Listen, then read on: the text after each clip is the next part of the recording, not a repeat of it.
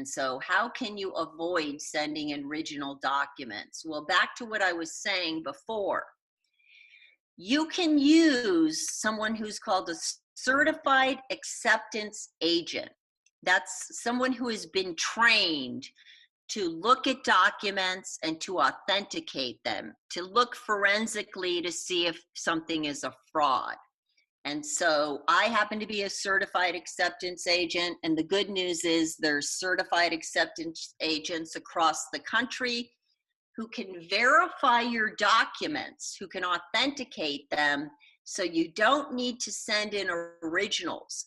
And what you need to send in, though, is you'll send in a form that they sign off on. They'll sign off on this form that says, yes, and I have my name on this form, and it says, I've authenticated these documents for this person, and I sign off on it, and that is included with your W-7. And if it's an application, that W-7 and the authentication documents, all of that has to be included with your tax return. So it's a lot of coordinating. How can you find out who is a certified acceptance agent? Well, the good news is the IRS website has a list of certified acceptance agent on its IRS website, and not surprisingly, it's based upon geography. I think it asks you for a zip code, and so then it can show you people who are certified acceptance agents in your region. Unfortunately, one of the problems with that is these CAAs often will charge for services, and I guess I don't want to be too upset with them charging, because of course in order to become a CAA you have to pay a fee, a licensing fee, and you have to pay for the training. And these people are often business entrepreneurs, so they do charge. The good news is some folks like myself don't charge, and so so you might get a list of people, it'll have their phone numbers and such, contact information, so contact these information to see folks to see how much they charge. Do that before you go to them, because some people say it's free, but then they charge you for other things.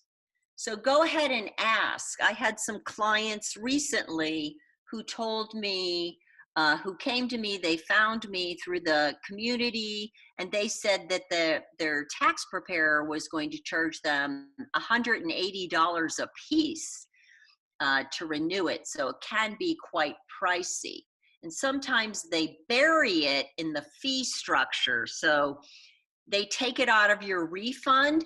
So if your refund would have been $1,000, they say, oh, well, you're only getting $400 back because I'm going to take $600 to renew your ITINs and to prepare the tax return. So those charges are often buried.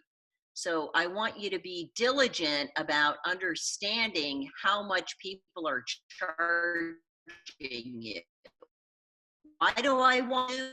There's free FREE tax assistance out there for VITA programs, volunteer income tax assistance programs, that will often do tax returns and sometimes ITIN renewals. I know in Las Vegas we have CAAs like myself who work with groups who do tax returns, and so those VITA programs, volunteer income tax assistance programs, will prepare tax returns, often for ITIN holders, for free if your income is below a certain threshold. And the threshold is actually pretty high right now. It's about it's about 69,000, I think, is the last number. It might be 59,000. In any case, it's a pretty high number.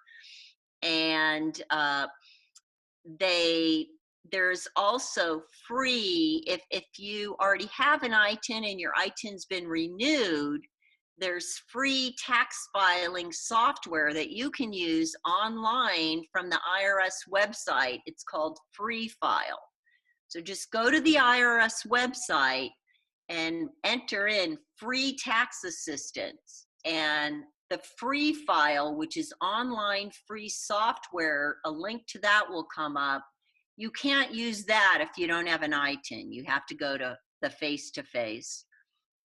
But if you already have an ITIN and it's already been renewed, you can use this free online software, and make sure it's free, and you have to enter it to be free from the IRS website.